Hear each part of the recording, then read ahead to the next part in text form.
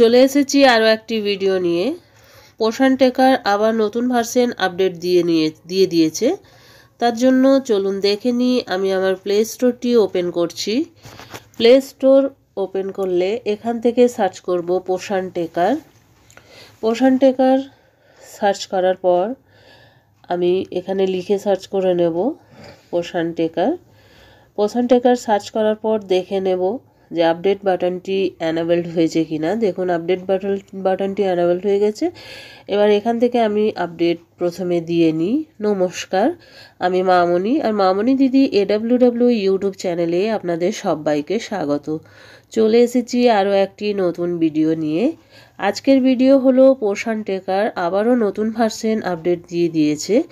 এতদিন আমরা কাজ করছিলাম 22.6 ভার্সন। এখন এই আপডেটটি দেওয়ার পর দেখে নেব কত ভার্সন আপডেট এলো বা কি নতুন আপডেট এলো সেই সম্পর্কে আজকের এই ভিডিও। তাহলে পোষণ টেকার ইনস্টলিং হওয়া কমপ্লিট হয়ে গেলে আমরা দেখে নেব কি নতুন আপডেট এখানে এসেছে। এবার পোষণ টেকার লেখার গাটিতে আমরা প্রথমে টাচ করে নেব। টাচ করলে দেখুন এখানে what is new, last update February 3, 2025। Arrow চিহ্নটিতে ক্লিক করব। অ্যারো চিহ্নটিতে ক্লিক করলে এখান থেকে দেখতে পাচ্ছি হোয়াট ইজ নিউ, কটি জিনিস নতুন এসেছে। দেখুন 5টি জিনিস এখানে নতুন অ্যাড করা হয়েছে। ভার্সনটিও চেক করে নেব। ভার্সনটি হচ্ছে দেখুন 22.8 ভার্সন এবং আপডেটেড অন ফেব্রুয়ারি 3, 2025। এবার এই 5টি যে আপডেট আমাদের এলো সে আপডেটগুলি কি তাহলে চলুন একটু পড়ে নিই। দেখুন প্রথম আপডেটটি হচ্ছে FRS module support now available for 2GB and 3GB device. 2GB এবং 3GB র্যামের যে মোবাইলগুলো ছিল সেই মোবাইলগুলোতেও এখন থেকে FRS মডিউলটি সাপোর্ট করবে। আগে যাদের 5GB মোবাইল থাকতো তাদের ক্ষেত্রে এটি করা যাচ্ছিল, কিন্তু যেসব দিদিদের কাছে 2GB এবং 3GB ডিভাইসের মোবাইল থাকছিল তাদের এই কাজটি করা যাচ্ছিল না। তাদের ক্ষেত্রেও এখন এই FRS মডিউলটি সাপোর্ট করবে। Enhance THR distribution process. If a child Aadhaar is verified, the parents/guardians photo capture and eKYC are now mandatory.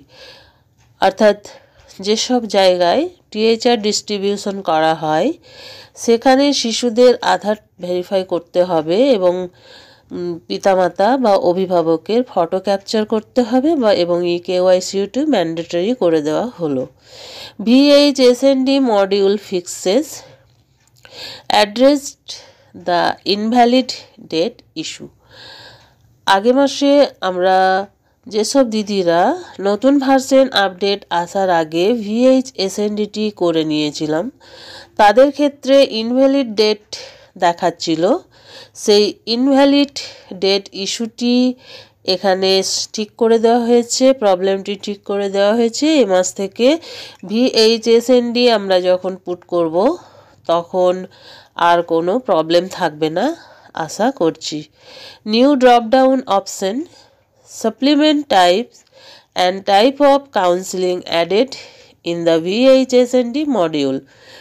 VHSND মডিউলে নিউ ড্রপডাউন অপশন যোগ করা হয়েছে এবং supplement type and type of কাউন্সিলিংটাও অ্যাড করে দেওয়া হয়েছে।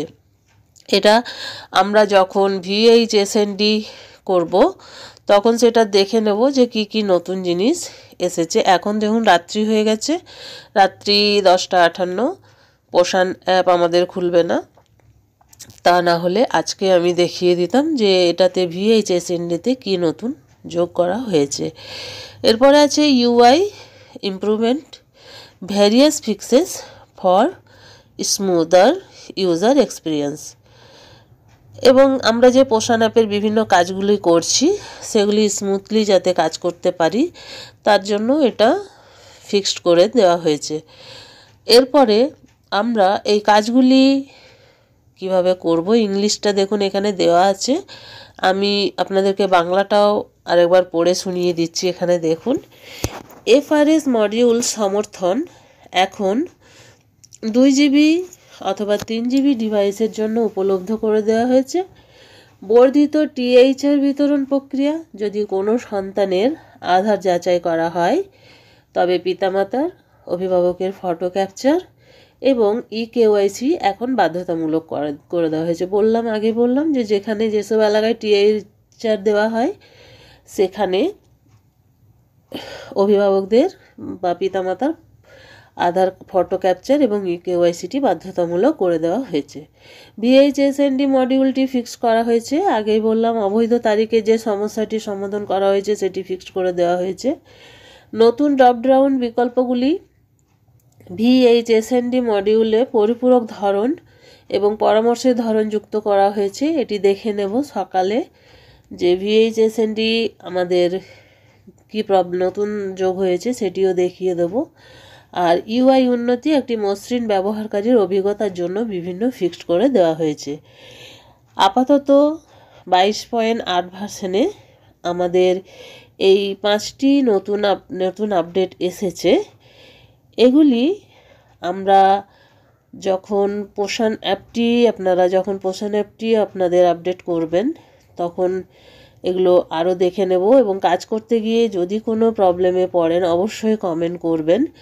চেষ্টা করব আপনাদের প্রবলেমগুলি সলভ করার জন্য।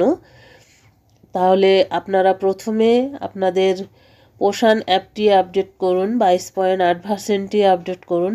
আপডেট করার পর যদি কিছু প্রবলেম হয় অবশ্যই কমেন্ট করবেন। চেষ্টা করব আপনাদের কমেন্টের ভিত্তিতে ভিডিও করে আপনাদের প্রবলেমগুলি সলভ করার।